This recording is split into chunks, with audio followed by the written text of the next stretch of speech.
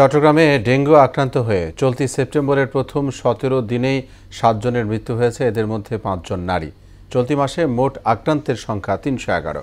অন্যদিকে গত কয়েক দিনে চট্টগ্রামে অর্ধশত মানুষ ডেঙ্গু আক্রান্ত হয়ে বিভিন্ন হাসপাতালে ভর্তি হয়েছেন।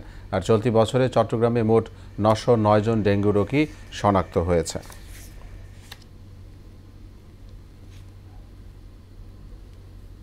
ডেঙ্গু পরিস্থিতি জানাতে চট্টগ্রাম থেকে আমাদের সঙ্গে এই মুহূর্তে যোগ দিবেন সহকর্মী সুমন কুমার দে। সুমন, আপনি নিশ্চয়ই শুনতে পাচ্ছেন। আমাকে জানতে চাই যে ডেঙ্গুর যে পরিস্থিতি বাড়ছে, সব জায়গায় আপনার বিভাগে কি পরিস্থিতি দেখছেন এবং চিকিৎসকরা এই বিষয়ে স্পেসিফিক করে কি বলছেন?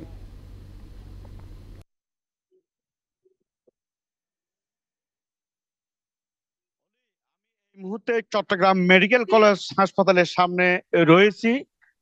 গত ২৪ ঘন্টায় জেলা সিভিল সার্জনের যে তথ্য অনুযায়ী নতুন করে ৩৪ জন রোগী আক্রান্ত হয়েছে। অর্থাৎ তারা বিভিন্ন হাসপাতালে, চট্টগ্রাম মেডিকেল কলেজ সহ বিভিন্ন হাসপাতালে ভর্তি রয়েছে। তো বিশেষ করে বর্ষা শেষ মৌসুমে যে মশার উৎপাত বেড়েছে, কিন্তু আমরা গত বছরে দেখেছি চট্টগ্রাম সিটি কর্পোরেশন মশা নিধক ওষুধ ছিটিয়ে কিন্তু তারা কার্যক্রম চালিয়েছিল। আমরা এই বছর কিন্তু চট্টগ্রামে যে সিটি কর্পোরেশনের কোনো মশক নিধন ওষুধ ছিটানো এবং কোনো প্রচারণা কিন্তু আমরা দেখতে পাইনি এবং তাদের সাথে যোগাযোগ করেও কোনো উত্তর পাইনি। তো আমি আপনাকে বলি যে নতুন করে এই ৩৪ জন আক্রান্ত হয়েছে। এই নিয়ে চলতি বছরে অর্থাৎ গতকাল পর্যন্ত ৯৪৩ জন ডেঙ্গু আক্রান্ত হয়েছে। তার মধ্যে কিন্তু নগরীতে ৫৩৯ জন, উপজেলার মধ্যে ৪০৪ জন। আর চলতি বছরে মৃত্যু হয়েছে ১২ জনের।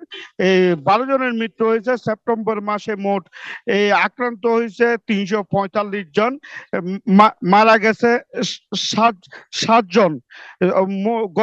গত বছরের সংখ্যাটা যদি বলিস, গত বছরে ১৪,০৪৭ জন আক্রান্ত হয়েছে এবং মারা গিয়েছিল ১৬০ জন।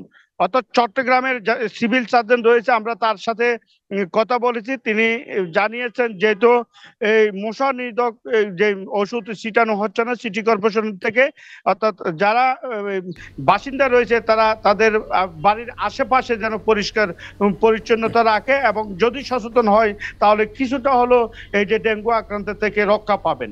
তো চট্টগ্রাম থেকে এই ছিল আমার কাছে সর্বশেষ। জি সুমন, ধন্যবাদ। চট্টগ্রাম থেকে ডেঙ্গু পরিস্থিতির খবর বলছিলেন সহকর্মী সুমন কুমার দে।